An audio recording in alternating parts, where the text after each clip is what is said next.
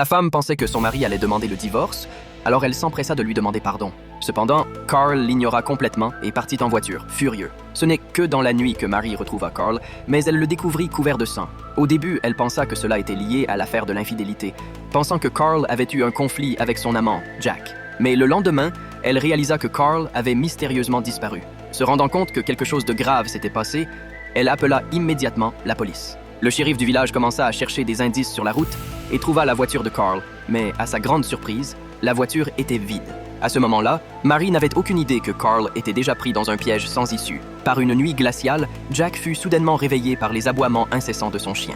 Ne comprenant pas, il sortit pour vérifier et aperçut une voiture qui venait de quitter les lieux. Au début, Jack ne s'en inquiéta pas, mais le matin suivant, il découvrit un corps de femme dans sa cour. Choqué et paniqué, il chercha à cacher le corps. Juste à ce moment-là, une voiture arriva, et par crainte d'une explication compliquée, Jack cacha précipitamment le corps derrière un tas de bois. C'était Mary qui venait le retrouver. Cependant, perturbé par la découverte du cadavre, Jack ne pouvait pas se concentrer, et après avoir renvoyé Mary d'un air distrait, il retourna près du tas de bois. Il avait l'intention de transporter le corps dans la forêt pour l'y abandonner. Mais au moment de repartir, un coup de tête étrange le poussa à récupérer le corps et à le ramener chez lui.